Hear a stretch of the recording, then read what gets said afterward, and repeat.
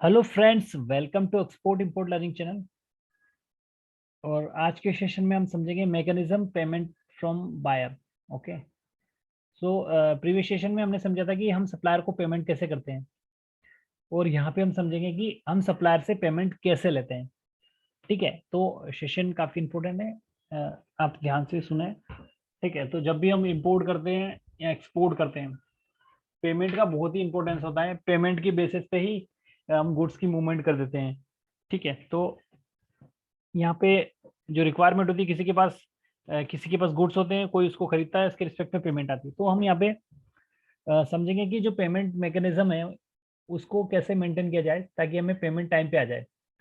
ठीक है, तो होता क्या है, जब भी हम गुड्स का एक्सपोर्ट करते हैं, गुड्स हमारी फैक्ट्री से आउट होते हैं, और जो हमारी टर्म्स हमने डिसाइड की थी 30 डेज 90 डेज, उसके अकॉर्डिंग हमें पेमेंट आती है। ठीक है, तो प्रोसीजर क्या होगा, शिपमेंट हमने डिस्पैच की। ठीक है, जैसे शिपमेंट डिस्पैच हुई, आपके गुड्स जो वो गए कस्टम में।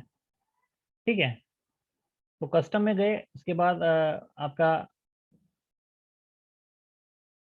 एग्जामिनेशन होगा। ठीक है, तो स्टेप पहला क्या है, डिस्पैच। ठीक है, दूसरा क्या है, custom clearance. Then SOB, ship on board. तो शिपमेंट यहाँ पे जब बोर्ड होती है, उसके बाद हम अपने शिपमेंट की डॉक्यूमेंट बैंक में लगा सकते हैं। ठीक है, तो जैसे फॉर एग्जांपल आज हमारी शिपमेंट बोर्ड हुई। ठीक है, तो हमें यहाँ से जो बैंक से हमें डॉक्यूमेंट मिलेंगे, सॉरी, शिपिंग लाइन से जो हमें बिल ऑफ लेडिंग मिलेगा वो, और जो एजेंट हमें अदर डॉक्यूमेंट देगा, वो सेट ऑफ डॉक्यूमेंट हमें बैंक में लगाने हैं। किस लिए? सो दैट की पेमेंट हमारे अकाउंट में आ जाए। ठीक है, कैसे आएगी? जो भी इंटरनेशनल टर्म्स होती पेमेंट की, उसके रिस्पेक्ट में हमें बैंक को डॉक्यूमेंट लगाने होते हैं। वो डॉक्यूमेंट फिर हमारी मतलब एक्सपोर्टर की बैंक इंपोर्टर की बैंक में भेजती है, और फिर इंपोर्टर की बैंक उन डॉक्यूमेंट को चेक एंड वेरीफाई करके पेमेंट करती है, और वो उन डॉक्यूमेंट के बेस पे ही इंपोर्टर अपनी शिपमेंट को रिलीज करा सकता है।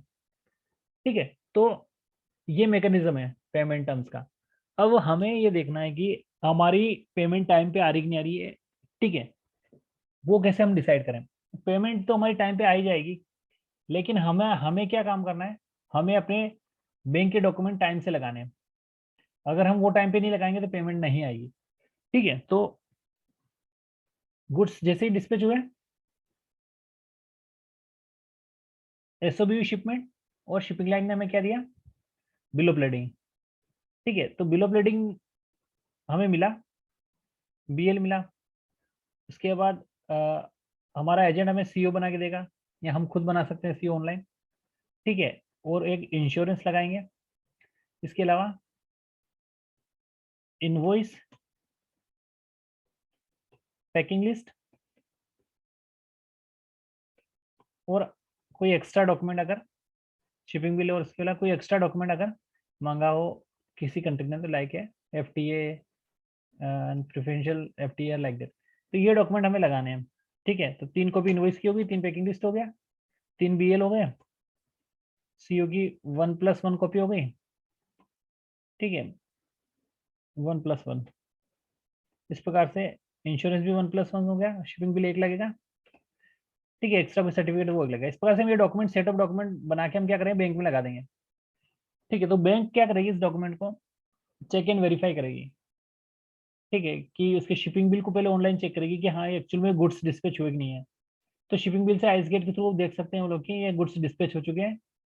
ठीक है, और बिल ऑफ लेडिंग जो कि प्रूफ ऑफ एक्सपोर्ट है कि ये जो कार्गो है वो शिपिंग लाइन की कस्टडी में चला गया। तो इस प्रकार से बैंक को प्रूफ ऑफ एक्सपोर्ट के डॉक्यूमेंट मिल जाते हैं। फिर बैंक क्या करती है, डॉक्यूमेंट को इंपोर्टर के बैंक में भेज देती है, और पेमेंट हो जाती है। तो अब यहाँ पे हमें देखना है कि इसको कैसे हम इस प्रोसेस को कैसे हम सिंप्लीफाई बना सकें। ठीक है, जैसे हमारे पेमेंट टर्म से 30 डेज 60 90 डेज, तो हमें यहाँ पे क्या करना है, जैसे शिपमेंट डिस्पैच हुई है, हमें अपने सप्लायर सीएचए से बीएल मांगना है कि आज एसओबी हो गई है, तो आज या नेक्स्ट डे वो हमें बिल ऑफ लेडिंग दे दें। ठीक है, तो जैसे ही बिल ऑफ लेडिंग हमारे पास आएगा, हम बिल ऑफ लेडिंग और अदर डॉक्यूमेंट बना के भेज देंगे। तो यहाँ पे भी वही इंपोर्ट में जैसे हमने ट्रैकर बनाया था कि हमने टाइम वाइज एक फॉर्मूला लगाया जाता है डीएसआर में, जिससे हमें अपना पता लग रहा था कि इंपोर्टर की पेमेंट कब करनी है। अब यहाँ पे हमें पेमेंट लेनी है, तो हम क्या कर रहे हैं, एक बिल ऑफ लेडिंग के रिस्पेक्ट में एसओबी कब होगी वो एक एस्टिमेट टाइम हमारे पास आ जाता है, तो उसके हिसाब से हम उसमें